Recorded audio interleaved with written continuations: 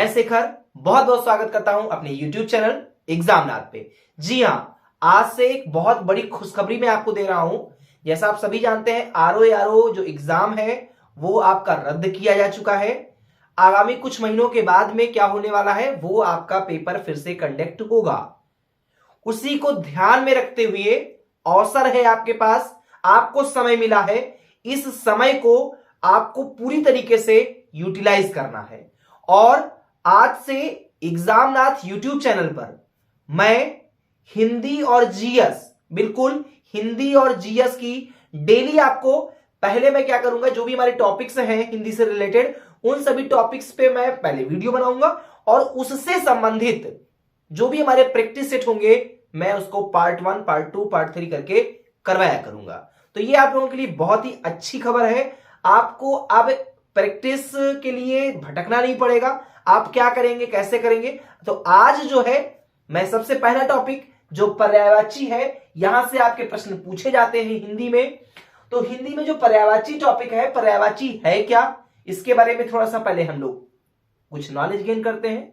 और अगली वीडियो में मैं आपको पर्यायवाची से संबंधित क्या करने वाला हूं, प्रैक्टिस सेट करवाने वाला हूं। और वो प्रैक्टिस सेट में वो जो हमारे क्वेश्चंस होंगे वो बहुत ही सिलेक्टेड क्वेश्चंस होंगे। वो ऐसे क्वेश्चंस होंगे जो कहीं ना कहीं एग्जाम में पूछे जा चुके हैं या आपके पेपर में पूछे जा सकते हैं। तो वो अति महत्वपूर्ण एक प्रश्नों की सीरीज होगी। फिलहाल आज जो मैं वीडियो की बात करना चाह रहा हूं वो है हिंदी व्याकरण में पर्यायवाची के कुछ महत्वपूर्ण तथ्य। पर्यायवाची क्या होता है, कैसे होता है, क्या पर्यायवाची को किसी और नाम से भी जानते हैं, इन सारी चीजों पर डिस्कशन करने वाला हूं। तो चलिए देख लेते हैं आज की वीडियो। सबसे पहले यहां पे हम जान लेते हैं कि पर्यायवाची जो है वो कितने शब्दों से मिलकर बना है।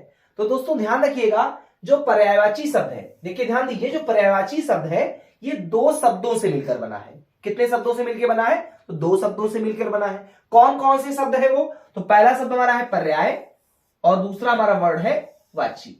पर्याय प्लस वाची शब्दों का मिश्रण ही क्या है हमारा, वो पर्यायवाची बना हुआ है, दो शब्दों से मिलकर बना है। अब पर्याय का अर्थ क्या होता है, तो ध्यान रखिएगा, जो पर्याय का अर्थ होता है वो समान, और वाची का जो अर्थ होता है वो होता है बोले जाने वाली।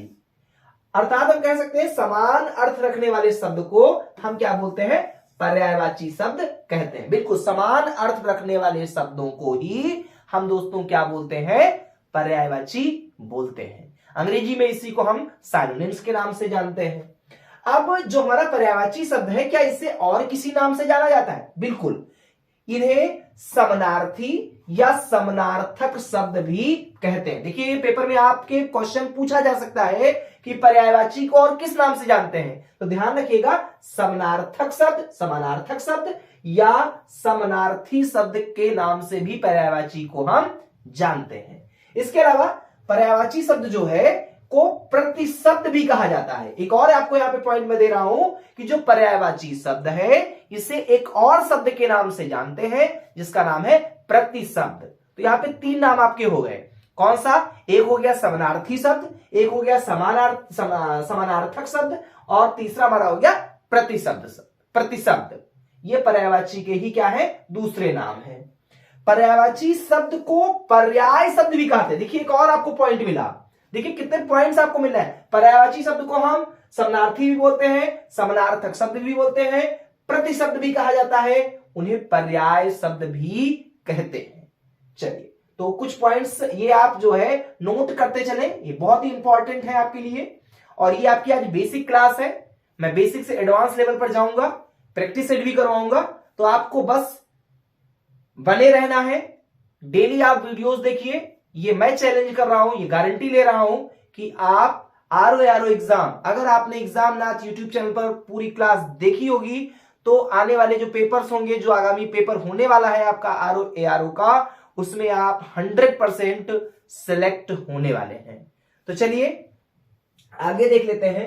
यद्यपि जो पर्यायवाची शब्द है, शब्दों के अर्थ में थोड़ी समानता होती है, ठीक है, अर्थों में समानता होती है, लेकिन प्रत्येक शब्द की अपनी विशेषता होती है, बिल्कुल होती है। जैसे अब एग्जांपल के तौर पे मैं पहले आपको समझा दूं, जैसे आपने सुना होगा पानी और जल, बिल्कुल सुना होगा। पानी का पर्यायवाची अगर हम बात करें तो जल भी होता है और जल का पर्यायवाची पानी होता है। तो ठीक है, दोनों जो है अर्थ अगर हम बात करें तो दोनों शब्द एक दूसरे के पर्यायवाची हैं, लेकिन प्रत्येक शब्द की अपनी विशेषता होती है। जैसे भोलेनाथ को हमें क्या करना है, जल चढ़ाना है, तो क्या वहां पे आप कह सकते हैं कि एक लोटा आप पानी जाके चढ़ाना है? नहीं कह सकते। क्यों? क्योंकि पानी शब्द कहीं ना कहीं पवित्रता का द्योतक नहीं लग रहा है। जब आप कहीं जल चढ़ाने की बात होती है तो आप जल शब्द का प्रयोग करते हैं, ऐसा नहीं कहते कि जाके पानी चढ़ाओ। तो जल की एक अपनी विशेषता है। ठीक है, दोनों एक दूसरे के पर्यायवाची शब्द हैं, एक दूसरे के पर्याय शब्द हैं, एक दूसरे के प्रतिशब्द हैं, एक दूसरे के समानार्थक शब्द हैं, लेकिन दोनों का क्या है, एक अलग अर्थ निकल रहा है, एक अलग सेंस निकल रहा है। अगर हम वहां पे ये कहें कि पानी चढ़ाना है तो पानी नहीं जल, तो जल क्या लग रहा है, पवित्रता का कहीं ना कहीं द्योतक लग रहा है। और मैं क्लियर कर देता हूं, जैसे भाव और भाव में एक दूसरे के क्या होते हैं, थोड़ा भिन्न होते हैं। जैसे भी मैंने बोला कि अर्थ में तो समान होते हैं, लेकिन भाव में थोड़ा सा वो अपनी विशेषता प्रकट करते हैं, वो थोड़ा अलग होते हैं। कैसे होते हैं? तो जो कमल शब्द है, ध्यान दीजिएगा, जो कमल शब्द है इसके 3 पर्यायवाची हैं। यहाँ पे 3 पर्यायवाची हैं तो और भी, लेकिन हमने यहाँ पे 3 पर्यायवाची लिखा है। अब 3 पर्यायवाची में कौन कौन से हैं? एक है कोकनद, एक है इंदिवर, एक है पुंडरी। अब देखिए तीनों वर्ड जो हमने लिखे यहां पे कौन कौन से, कोकनद, इंदिवर और पुंडरी, ये तीनों शब्द कमल के पर्यायवाची हैं। तो जब पर्यायवाची है इसका मतलब दोनों के अर्थ, तीनों के अर्थ भी समान होंगे, बिल्कुल होंगे, लेकिन थोड़ा सा भाव में थोड़ा सा भिन्नता है। कैसे है देख लेते हैं। यद्यपि तीनों शब्द कमल के लिए प्रयुक्त होते हैं, किंतु इनके अर्थ अलग अलग हैं। जैसे कोकनद शब्द है ना जो दोस्तों, ये लाल कमल के लिए प्रयोग होता है। अब देखिए कोकनद जो है वो ठीक है, कोकनद कमल का पर्यायवाची है, लेकिन कोकनद शब्द जो है स्पेशली किसके लिए यूज होता है, तो ये लाल कमल के लिए यूज होता है।